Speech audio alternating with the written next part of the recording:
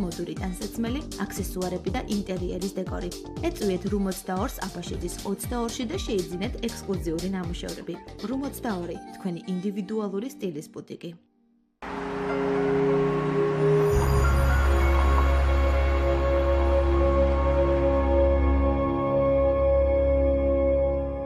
საღამოს ეთერის სპონსორია უზენიტის ტრეველი. მთელი საბერძნეთი მხოლოდ თქვენთვის.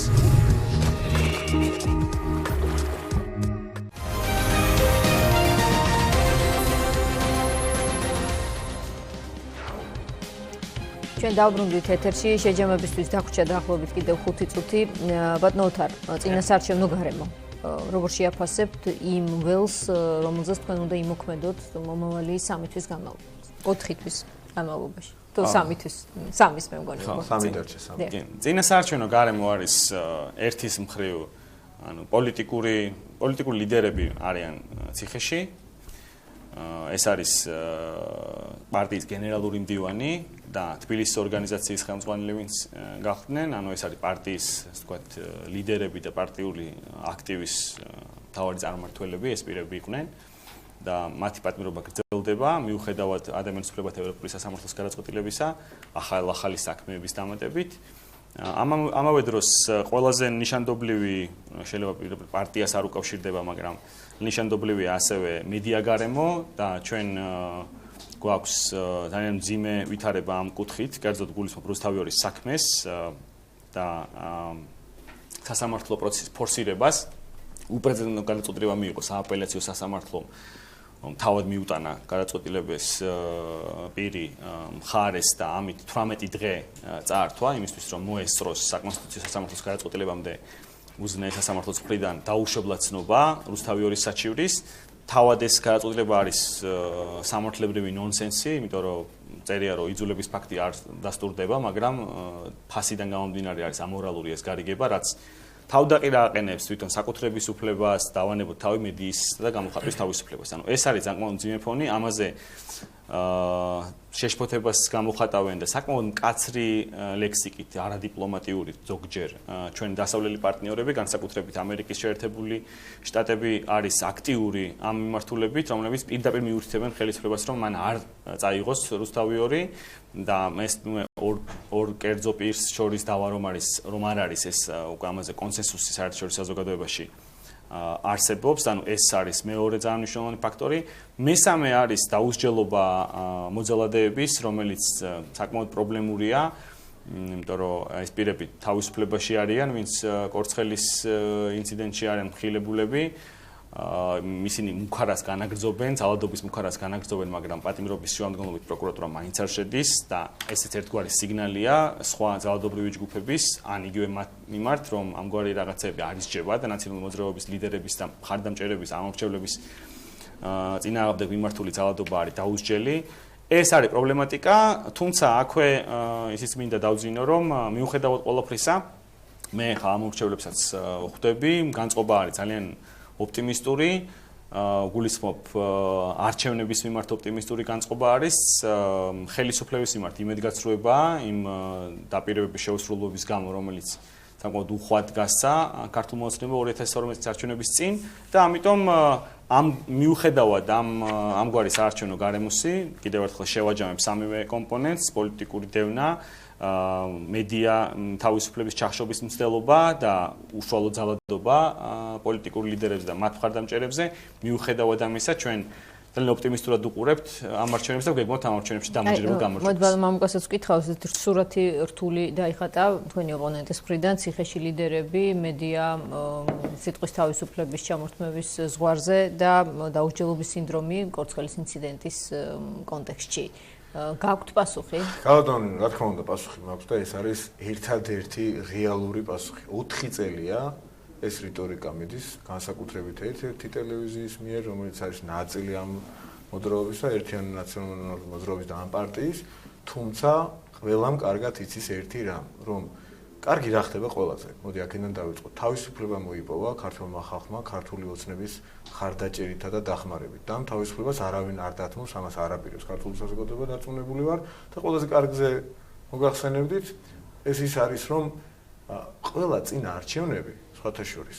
არჩევნებს არც ერთი არ გავდა ყოველ შემთხვევაში. 2012 ბრძოლა იყო, 2003-ის ბრძოლა იყო მათ შორის, შემიძლია დაგიდასტუროთ, დანარჩენი იყო გაყალბება და ასე შემდეგ.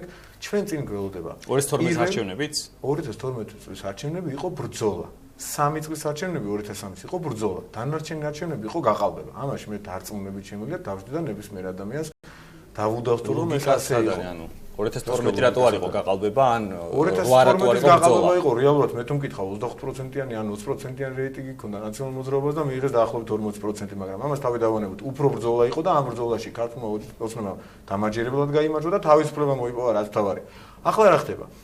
2016 წლის 8 ოქტომბრის არჩევნები არის პირველი არჩევნები, რასაც ქვია რეალურად ყოველგვარი ბრჭყალების გარეშე, სადაც შეუძლია ქართველ ამორჩეველს მივიდეს და თავისი აზრი გამოხატოს და არც ერთი ხმა პასუხგაუცემელი არ დარჩება. შესაბამისად ეს იმას ნიშნავს, რომ ყოველი ხმა აისახება რეალურად და ვისაც აირჩევს ქართველი ამორჩეველი, ის იქნება პარლამენტში და ასე შემდეგ.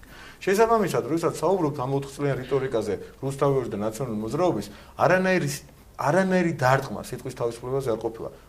ასე რომ ყოფილიყო, როგორც იმედი გავიდა ეთერიდან, ისე გავიდოდა რუსთავი 2. ამისი პოლიტიკური ნება და არანაირი ნება არ არსებობს. რუსთავი 2 მაუწყებლობს და მე მიმაჩნია უნდა იმაუწყებლოს და მუდმივი დაძაბულობის რეჟიმში უნდა ამყოფოს ხელისუფლება, რომ მან ძალიან ცოტა შეცდომა. რაც შეეხება კორცხელის ინციდენტს. შეეხება კორცხელის ინციდენტს. ერთ-ერთ წინა გადაცემაში თქვი კორცხელი რომ არ ყოფილიყო, რაზე უნდა ელაპარაკა ძალადობაზე როდესაც მიდგებოდა საუბრობდით ჯობდა რომ არ ყოფილიყო. წამოირგნენ ამ ადამიანებმა მართლა ჩაიდინეს მე მიმაჩნია დანაშაული და ისინი 4-დან 7 წლამდე მუხლით ისჯებიან, თუმცა გირაოში ყოფნა არ ნიშნავს რომ ისინი არ ისჯებიან, ეს ოთომ ძალიან კარგად განაგრძობენ.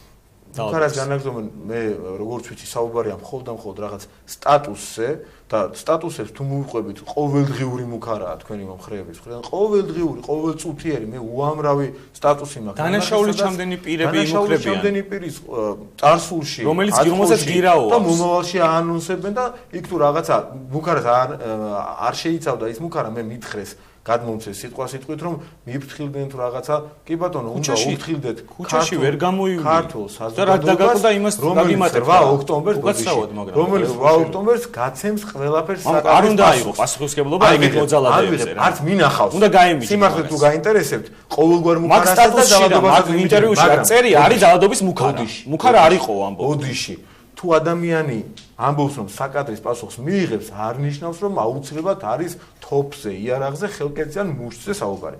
მაგრამ ამას დავანებოთ თავი თუ ციგნზეა საუბარი, ბატონო არა, აქ არის არჩევნებზე საუბარი. მე ასე მიმაჩნია. ყოველ შემთხვევაში არ ვიცი, არც მინახავს.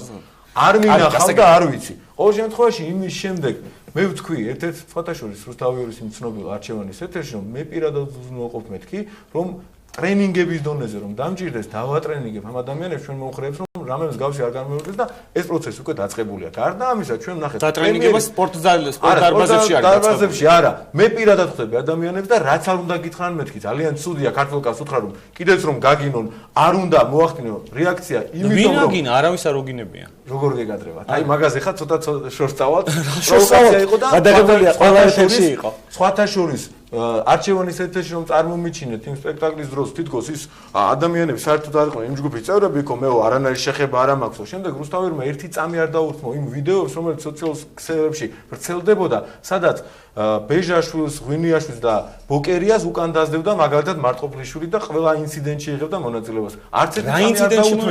ეს არის მომაწყვეტინებ, თოთ არ ხوار გაწყვეტინებდი. ოდიში უკაცრავად არც ერთი წამი არ დაუთმეთ იმ კადრებს რომელიც მათმა ამბიჭების ადვოკატმა წარადგინა სადაც ხელკეტებს ურტყავენ სპორტსმენებს და მყესი აქვს დაზიანებული ორ მათგანს როგორც ვიცით და ასე შემდეგ. ხო და ეგ არის ან დაზარალებულება წარმოჩენილი და ყველაზე მთავარი დამაგვირგვინებელი ეს პიარ ღონისძიება კორცხელმა ჩაიშალა და თქვათ ისე ვერ დაალაგდა უკაცრავად ამ ჟარგონისთვისაც როგორც მათ წარმოედგენათ გუშინ მათმა სატელიტმა ორგანიზაციამ ტუღუშის ორგანიზაციამ რომელიც სახალხო დამცველი იყო და ასეთი კვლევები მაშინ რომ გამოაქვეყნებინა ცოტა უკეთესად მაინც იქნებოდა საქმე ანგარიში გამოაქვეყნა პირველივე ფურცელზე თუ მეორე ფურცელზე თუ მესამეზე გადაშლის დროს ორი ტყუილი აღმოაჩინა. პირველი მამუკა მდინარაძე მე ჩემი მეთქი რაიცუჩი ყველაზე მაგრად და მამუკა მდინარაძემ განაცხადაო რომ ესე იგი ყველა მათგანი იქ იყოო იმ კიდევ იმას იმეორებენ და მეორე ალფამ რომელმაც ხოდა მეთანხმებით ორივე თქვენგანი და საზოგადოება რომელმაც იმავე დღეს თქვენ რომ გამოაქვეყნეთ დოკუმენტი რომელიც იყალბეზე ჯერ კიდევ საუბარი არ არის ალფამ იმავე დღეს თქვენ ნახეთ განაცხადა ბანკმა რომ ეს არის ყალბი დოკუმენტი მსგავსი არანაირი გადაიწყო ანგარიში წერია რომ აფამ ადასტურაო განცხადებაო NMS წარმომადგენლებისო რაზე ვლაპარაკობთ ეხლა ყოველთვის წერია ანგარიში შესაძლებლობა ჩვენ პრაქტიკულად აღარ დაგვჭირდა ჯერ ერთი მამუკა მიმეთერში მეც ვიყავი და შენ თქვი რომ ის ადამიანები ბრიფინგზე განაცხადე რომ ის ადამიანები იყვნენ ყველა არ გითქვამს რომ რამდენიმე თითოეულ გადავახვიეთ იქვე გადავახვიეთ და იქვე გამონია რა მოიხმა და რა ეკნა ეხლა წამყვანი ყველაზე ამბობ ეს ერთი საუბარი იმაზე რომ ეს ჯგუფის წევრები ჩვენი მხარდამჭერები საარჩევნო უბნებზე იყვნენ იქნებიან მომავალშიც რაც შეეხება წინასწარ მუშტებ მოღერებული მოვდივართ და მე ჩამოსვლა იქ პირების რომლებმაც ყველანაირი პროვოკაციის და ყველაფრის გარეშე მუშტიკრივი გამართეს და უმოწყალოდ ცემეს ადამიანები ამ ძალადობას უნდა გაემიჯნოს მით უმეტეს მამუკა მდინარაძე რომელსაც დეკლარირებული აქვს რომ ეს არის გამართლება ძალადობის ეს არის დაზარალებულების მსხვერპლის წარმოჩენა მოძალადედ და მოძალადის წარმოჩენა მსხვერპლად თუნდაც მყესი ქონია ვიღაცა დაზიანებული სახე გაუღვიეს იქ ადამიანს ეს მოძალადია და ძალადობის დროს თუ მყესი დაუზიანდა ეს პრობლემა არ არის უშო უტყავდა ვიღაცას მაგ დროს მეორესაც ბეჭი დაუზიანდა იმიტომ რომ ბეჭი დაუზიანდა მელიამაც დაარტყა იქ საპასუხოდ 6 კაცი როცა ურტყამდა საწყალი როგორ ზურგი ხომ არ ეტკინა მამუკა მას ამაზე საუბარი არის არასერიოზული ეს ერთი მეორე საკითხი ეს მართლაც ეხა არსებობს რაღაცა წითელი ხაზები როცა უნდა დავარქვათ თეთრი შავს შავი იქ იყო ძალადობა უკანონო დანაშაული ატრენინგებენ მართლა მამუკა იმ ადამიანებს შენ არ ვიცი ატრენინგებენ სემატყებაში ამაში ატრენინგებენ გრომიკია ამ დაწესებულებას ბოდიში და ერთი ადამიანი მე ვაძლევ გარანტიას ყოველს რომ დემოკრატიული არჩევნები იქნება ამიტომ ატრენინგები ამ ტელევიზიამ 10 წუთში მოიპოვა ალფა ბანკისგან პასუხი რომ ეს წერილი არის რაღაცა ყალბი ეს წერილი მე ირმან ნადირაშვილთან ერთად წარუდგინა შენთან გასაქმედა სამინისტროს ამ წერილს აქვს ყველა რეკვიზიტი იმისთვის რომ მოხდეს მისი ავთენტურობის გადამოწმება ამავე დროს არსებობს კიდევ სხვა ინფორმაციები რომელიც მიუთითებს რომ ვიცე-პრემიერი კახაკალაძე ამის ორგანიზებაში იყო პირდაპირ მონაწილე და ეს არის შტაბის უფროსი და მამუკას რიტორიკაც როცა იგი ამართლებს პრაქტიკულად ამ ძალადობას და ამბობს რომ ნაციონალური მოძრაობა იყო პროვოკატორი და მყესი აქვს ვიღაც დაზიანებული ამის შეტრიალებაც ჩემი აზრით ცხადყოფს რომ ისინი არ გეგმავენ ამის შეცვლას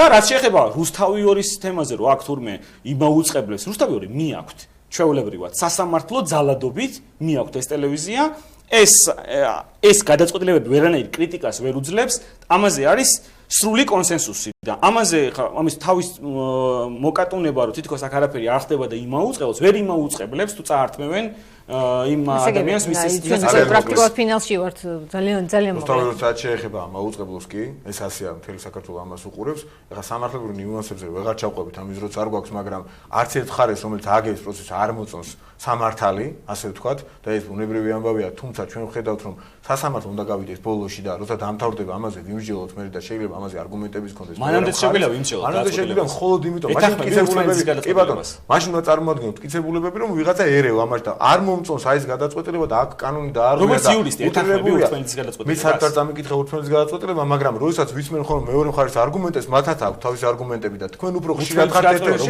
და ამიტომ არ მაქვს საკითხული ხარ რა გავაკეთო ურთმელის გადაწყვეტილება არ წამიკითხავს მაგრამ როდესაც ვიცმენ პაატასალიას არგუმენტებს მასაც აქვს არგუმენტები და მანამ რო თქვა ეხა რომ ესენი ფსიქოლოგიურ ზეწოლას და საინფორმაციო ზეწოლას ახორციელებენ რომ მაშინ იმასაც უნდა დაუჯეროთ და ასე შემდეგ ამიტომ უნდა გავიდეს ეს საქმე ბოლოში ეს ერთი და რაც შეეხება იმ კორცხელის ინციდენტს და ასე შემდეგ ამის შემდეგ თქვენ ყურადღებას არ აქცევთ ერთ მომენტს პრემიერის ყისიერი ინიციატივა აღარ გავაგზავნებს სამ სხვა კანონპროექტში ასახული უკვე მიიღო პარლამენტმა როგორც ვიცი და ყველა მათგანი ემსახურება იმ საარჩევნო გარემოს რომელ საარჩევნო გარემოშიც ქართულ ხალხს, ქართულ საზოგადოებას მიეცემა არჩევნის თავისუფლად დამძიმებას გულისხმობდა პოლიციელების ყოფნის უფლებას, რომელიც ასევე კრიტიკის თემა გახდა. იქ უფლებამოსილების შესრულების დროს ნალი არ წარუდგინეს არავის პოლიციელის თემას. ნუ გადავიტან თემას. მე მომეწმე ერთი წუთი რა ხო გამშველებელი იქ ნახეთ არ ვამართლებთ და პირიქით თქვენ ულტრირებთ თოთო ულტრირებთ ერთ შემთხვევაში ერთი წამით თქვენ ულტრირებთ როდესაც ამბობთ რომ მე ვამართლებთ მე ვარ ის ადამიანი რომელიც პირობას ვიძლევი ყველა წინაშე რომ მსგავსი დანაშაულები საქართველოში აღარასდროს დაუჯელი არ იქნება როგორც ეს ხდებოდა ხოლმე 2012 პოლიციელი ცემეს ბრალი არ წარუდგინეს. პოლიციელი არც ემეს მიზანი უნდა იცოდეთ და მაშინ სუბიექტური და ობიექტური მხარე უნდა ნავსაჯოთ. ერთი წამი პირდაპირ ეთერში, როდესაც მიზანი გადაიყვანეს პოლიცია. ძალიან დიდი ბოდიში გაშველების დროს დაზიანდა თქვა პოლიციელი, ეს არ არის პოლიცielis ცემა, მაგრამ თუ მიზანი და მოტივი ამისი არ არსებობს, მაშინ არის დანაშაული. ხა საზოგადოება ამას ბევრი ვერ გაიგებს, იმიტომ რომ იუსტები არ აკომინაშვილის გაშველების დროს აკომინაშვილი არა, როგორც ვიცი, გუნავას როდესაც ვიღაცა ცემდა მისი გაშველების დროს, მაგრამ ეს იურიდიული ნიუანსებია, ავტო და პარლამენტის დეპუტატის თავდასხმა. ასე ამ ლოგიკით ძალიან დიდი ბოდიში, ამ ლოგიკით მივიდა 2 წელი. არაფერს არის. მე გულწრფელად გეტყვი. ერთი წამი თუ კაცო. მამუკამ დინარას არაფერს არ აძლევს, აი ვიღაც აბსოლუტურად ანუ აი პარტიასთან არანაირ შემხებლობაში ყოფი, ანუ ერთის შეხედვით თუ მის კავშირებზე არ ვისაუბრებთ, ერთი შეხედვით ესენი პოლიტიკური ფიგურები არ არიან, ხო? ის სპორტსმენებზე საუბრობ. ხო, რას აძლევს მამუკამს აი მაგათი გამართლება. პირიქით, უნდა დაისაჯონ მეთქი პირველი. როგორ არ უყენებთ ბრალდებას და არაპატიმრებთ? მე ვერ წავიდგენ მას და საკმაოდ ძლიერი მაგაზია, რომელიც იჯება 4-დან 7 წლამდე თავისუფლად მუხარას განაგრძობს, მუხარაზე ამფრა ეს მუხარა არ არის. პატიმრობია სანქციას ვერ წაუყენებს პროკურატურა, ხო? 4-დან 7 წლამდე წარდგენილია. ჩვენ უნდა დავასრულოთ ეს შევაჯამოთ, შეიძლება ძალიან მოკლედ. შეჯამების დრო უკვე ქონდა. ამასე ვერ დავამთავრებთ ვერასდროს. აი ძალიან მოკლედ მე უბრალოდ იმას ვიტყვი რომ მამუკას დავეთანხმები რომ არჩევნებზე გამოხატული ნება ჩვენი ამომრჩევლის იქნება ასახული შედეგებზე და ჩვენს ამომრჩეველს მე დარწმუნებული ვარ არ აინტერესებს მამუკა მდინარაძე მოხდება პარლამენტში ოთო კახიძე თუ ორივე ან არც ერთი ჩვენ ამომრჩეველს აინტერესებს იმ პრობლემების მოგვარება რომელიც მას აწუხებს და ამ პრობლემების ირგვლივ უნდა ვისაუბროთ და მე ძალიან დიდი სურვილი მაქვს რომ ვისაუბროთ მათ შორის ამ გადაცემაში და სხვა გადაცემებშიც იმ ინიციატივებზე, რომელიც გვაქვს პარტიებს, მათ შორის ქართულ ოცნებასაც, იმ დაპირებებზე, რომელზეც ისინი მუშაობენ. როგორც კი თქვენ ამას ჩამოაყალიბებთ, ჩვენი პროგრამები ჩამოყალიბებულია. მაგალითად ეკონომიკურ ნაწილს თქვენ მხოლოდ პუნქტები გაგვაცანით, გითხარით რომ ივლისში იქნება უფრო მეტი, ჩვენ ამბობთ ინიციატივები უკვე გვაქვს და რომ მივაწოდოთ ჩვენ სამომრჩეველს ინფორმაცია იმის შესახებ, თუ რას აპირებს ნაციონალური მოძრაობა, იგივე პენსიის 50 ლარით გაზრდა, მედიკამენტების ჩართვა საარჩევნო და ჯანდაცვის პაკეტზე და ეს თემებია რომელიც აღელვებს და არა ის რომ ჩვენ რაღაც რეაგირების რეჟიმში ვიყოთ ძალიან მოკლედ არაირჩიეს და არაირჩიეს დაპირებებზე ვერ უასწრებ ძალიან მოკლედ რადგან თქვით დაპირებებზე საუბარი მაგრამ ძალიან დარწმუნებით დაბეჭდებით შემიძლია გითხრათ რომ ქართულ ოცნებაში არის ნება შინაგანი განწყობა სხვანაირად მე პირადად იქ ვერ მოხდებოდი ვერანაირად რომ ეს არჩევნები იქნება აბსოლუტურად თავისუფალი დემოკრატიული და ჩვენ ვუზრუნველყოფთ რომ ყველა ამორჩევლის ნება იყოს გამოხატული თავისუფალ ამის წირობას გაძლევთ ნაციონალურ მოძრაობას არ ეთყობა იმიტომ რომ მისი საქციელები ცოტა სხვაზე მეწყვილებს მაგრამ ქართული ოცნება არის იმის გარანტი რომ მისი გულწრფელი დამოკიდებულებით ამოვლენების მიმართ გვექნება უპრეცედენტო დემოკრატიული არჩევნები მამუკა მდინარაძე ქართული ოცნება ოთარ კახიძე ნაციონალური მოძრაობა სტუმრობდნენ გვიანს მადლობა მათ ამისთვის და თქვენ კი ყურადღებისთვის შევხვდებით ხვალ 20 საათზე მადლობა